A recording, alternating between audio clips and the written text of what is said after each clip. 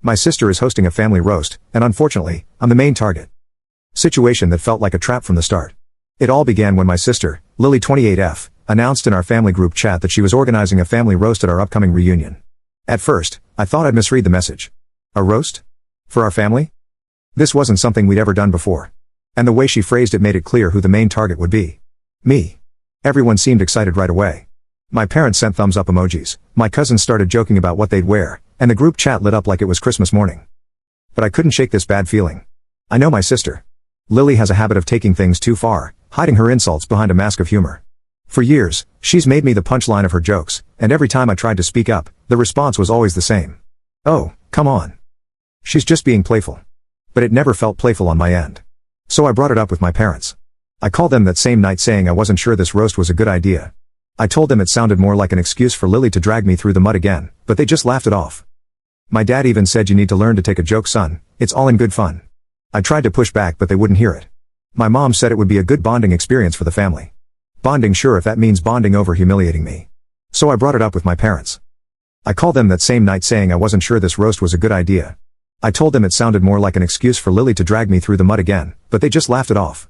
My dad even said, "You need to learn to take a joke, son. It's all in good fun." I tried to push back, but they wouldn't hear it.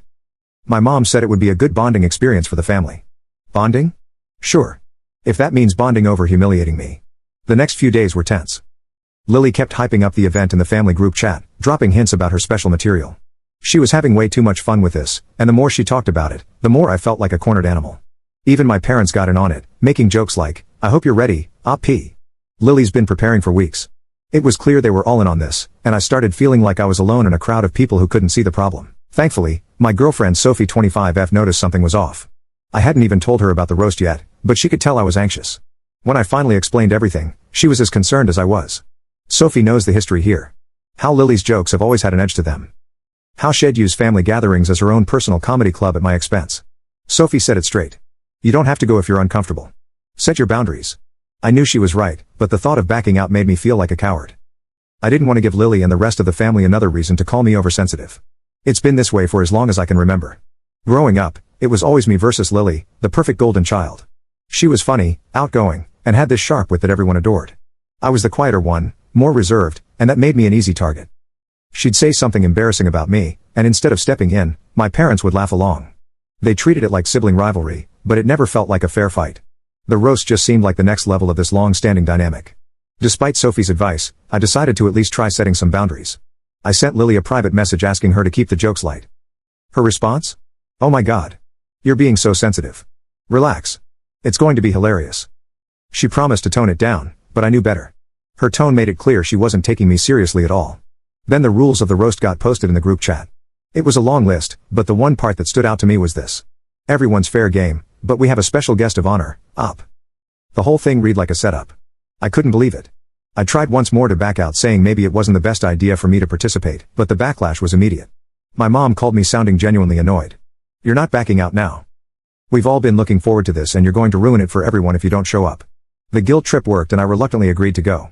As if things couldn't get worse, I found out Lily had invited some unexpected guests, extended family members I hadn't seen in years, and a couple of old high school friends.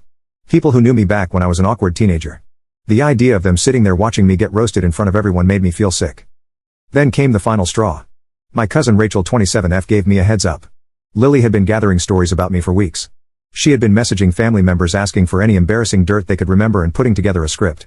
It felt like a hit job disguised as a joke. I confronted my parents again telling them this wasn't right, that it felt like an attack. They dismissed me again saying I was being dramatic and needed to lighten up. With no other choice, I decided I'd go to the reunion, but made a backup plan to leave if things got ugly. I told Sophie I was giving my family one last chance to prove me wrong.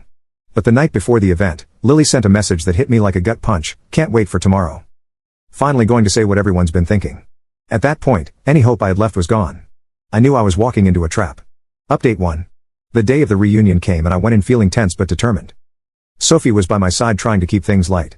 The place was packed, a big rented hall filled with familiar faces. Everyone was in a great mood and it felt like a real celebration at first. There was music playing, tables set up with food, and my parents were busy making small talk with relatives we hadn't seen in years. For a moment, it almost felt normal.